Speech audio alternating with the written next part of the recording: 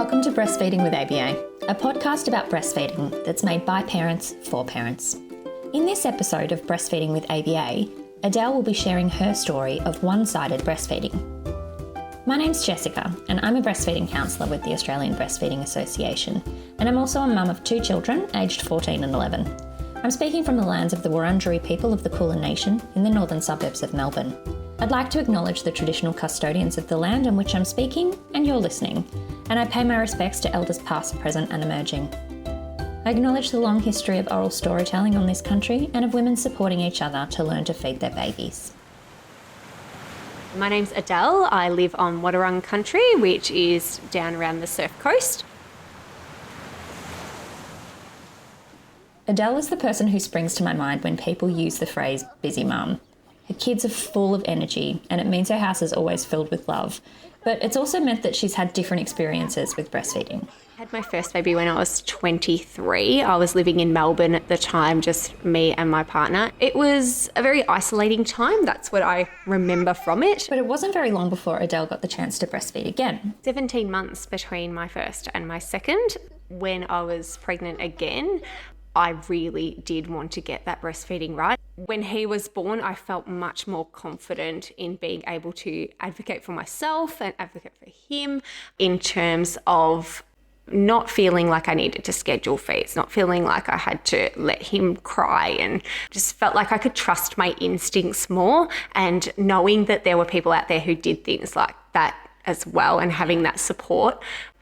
That just took that weight off my shoulders, and before I knew it, I had passed that 8 weeks. Then my goal was to get to 6 months. So I had little goals in my head, and then my next goal was to get to a year, and then I wanted to get to a WHO baby. I'll just explain here. If you're not sure what it means when someone says a WHO baby, when they're talking about breastfeeding, it's about celebrating getting to 2 years of breastfeeding.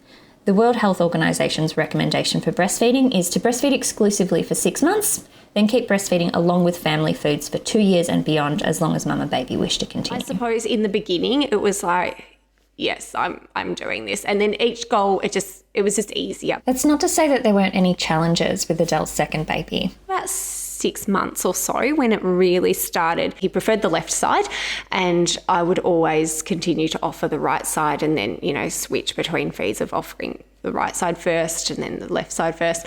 And I think it sort of came down to that my left side had a quicker letdown, and he just was impatient and didn't want to wait for that slower letdown of that right side. But also being right-handed, I found it comfortable to hold him in my left side, and I had a toddler at home as well as a newborn.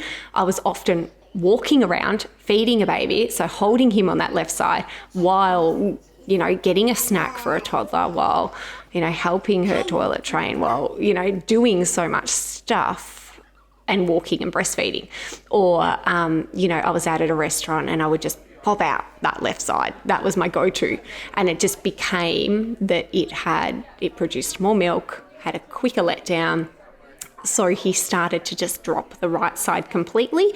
And once that happened and he was becoming so fussy on the right side, I just stopped offering it completely, and we just kept feeding on the left. So Adele kept breastfeeding her baby from one side only. She looked out for signs that he was getting enough milk. He had plenty of wet nappies. He had healthy poo. But then came another challenge. Adele was pregnant with her third baby. So he continued to feed through pregnancy, and I actually had quite intense breastfeeding aversion through that time. Breastfeeding aversion is common in pregnant women. Not everyone gets it, but for some people, the combination of sore nipples and hormones collide and make for an agitated and anxious feeling while breastfeeding. Some people choose to wean while they're pregnant because of it, and some people use other strategies to get through it. I found I used a stress ball and I squeezed a stress ball quite intently, and I also found I had to watch a TV and just to distract myself from those feeds. Not only did Adele's breastfeeding aversion go away when she had her third baby, but the one-sided breastfeeding resolved itself as well. He was happy to try the other breast at that point because, of course, the supply had come back in that right side, but still definitely had that preference. And through those early months, autumn fed on both sides, but very soon again I found I had another child who was preferring the left breast again. I was confident to just go, you know what, I'm not going to fight this with a fussy baby who's not at all trying and refusing that breast, and we just went back to the left breast. So I was tandem feeding 2 babies on one breast pretty much. Harvey would, just to maintain that supply, he would feed on the right side, but mostly I was feeding two children, one breast, super lefty. Adele has some advice for other people who are dealing with a baby who prefers one breast over the other. Just trusting your body can do what it needs to do. Getting that support. Often people look for that support when the problem's already there. My theory when I was pregnant with Harvey, with my second baby, after struggling so much with my first, was that no, I want the support before there is even a problem. So I want to already have that network created, so I'm not trying to find that network. I wanted those like-minded people in my life to be there for me. Really, it's like, you know yourself and you can trust yourself, but it helps to have people just giving you a pat on the back because you need it as a mum.